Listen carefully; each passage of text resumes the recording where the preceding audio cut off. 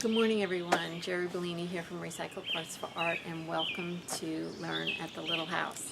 So we are standing on my patio at the moment, and behind me is my yard that I get to look at all day, and I love it. Can you hear the birds singing? It's so peaceful here. No, we don't live here yet, but soon. Anyway, today's project is another segment in our rust dyeing series, and today we'll be rusting paper that you can use in your mixed media art for collage fodder and all kinds of other things. We are going to do a project with said rusted papers in the next segment, so stay tuned for that.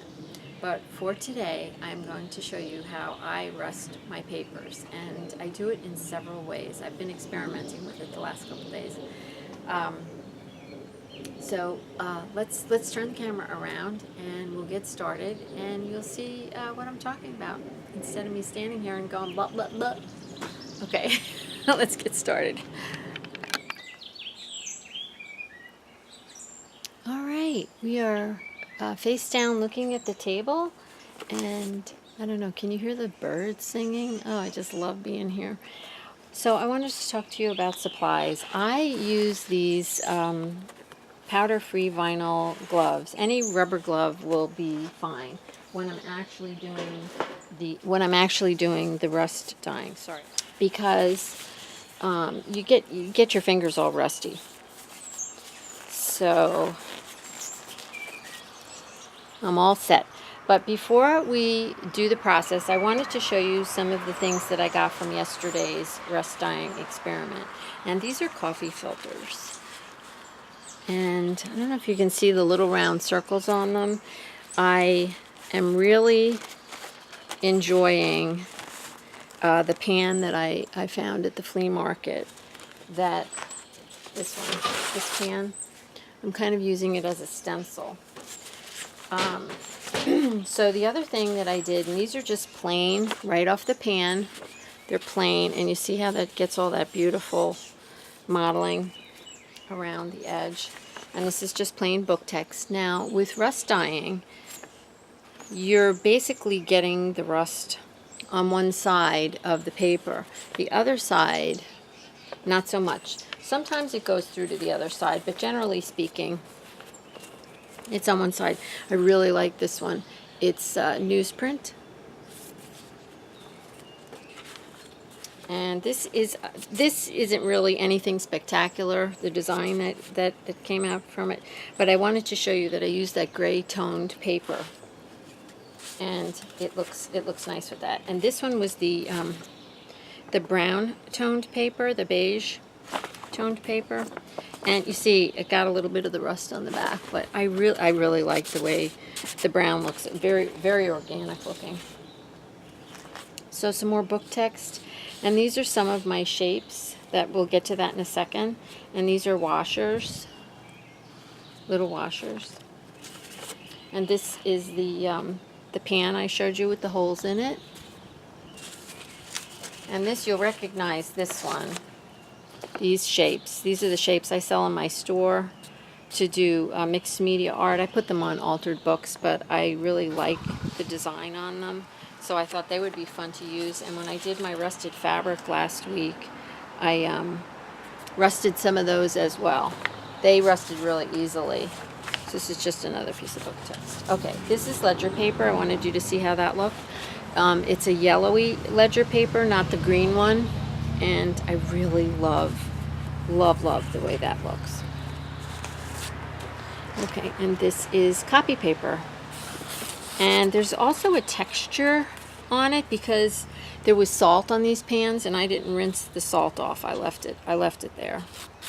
So there's a little bit of the salt texture. So once we make our papers, we're then going to do a project with them. So today, in the demonstration for today, I'm just going to use copy paper. But you can use watercolor paper, you can use anything. And you never know what you're going to get till you get it. So to set yourself up, your rubber gloves, get your paper.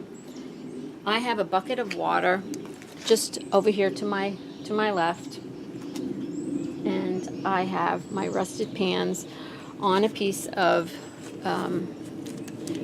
contractor's garbage bag. Okay?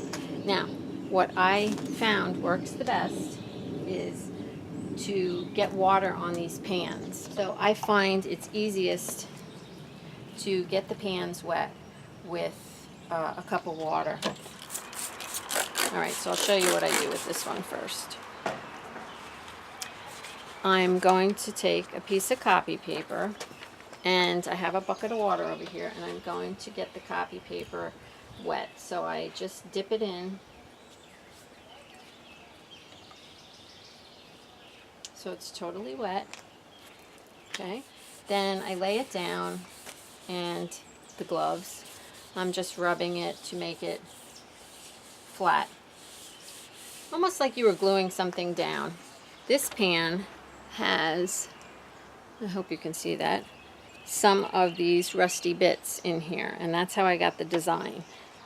So I'm just going to continue to wet my paper and lay it down in the pan. Flatten it out. And I'm just going to do that to all these pans, and then I'm going to let the sun take over. Alright, I came back because I wanted to show you the pans. All the papers are out. This one looks like there's nothing there, but it's a coffee filter. And I also wanted to tell you to consider rust dyeing papers that you believe you will use in your mixed media art. And when I say that, I mean if you're a big collager, then use copy paper. Use a lot of copy paper or thinner paper. If you like to do watercolor work and you know, you want some different backgrounds, then use watercolor paper. And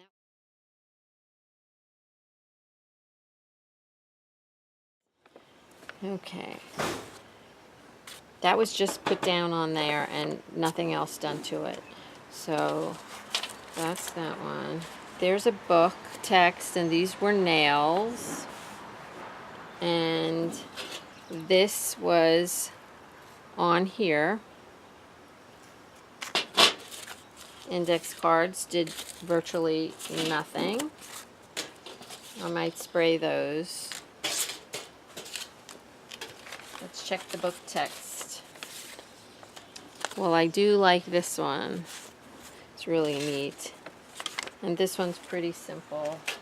And oh, I love that. Okay. Nothing. Not much on there. Oh, I like that one. So you never know what you're going to get, and I think the more you experiment, I really like this one. This is copy paper. The more you experiment, and this is very pale, but I see the holes. So I probably didn't keep this wet enough, because this is the one that doesn't, you know, has holes and isn't a pan. So I probably let it get dried out.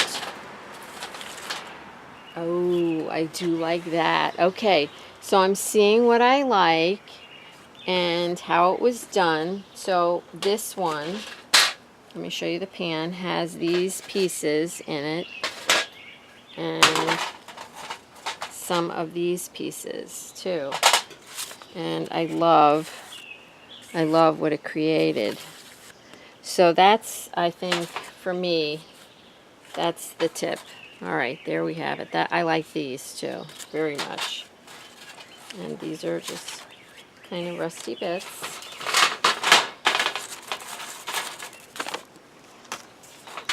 And Rolodex, okay. Ooh, look at that. I like that. That, oh, look in that one.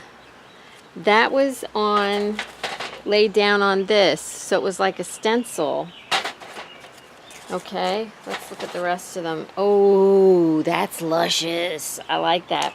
And that was on top of this. So I am seeing I like them best when they're laying on top of something interesting that creates a pattern. Washers. Yes, That's what I like best. All right, we're going to do one more thing.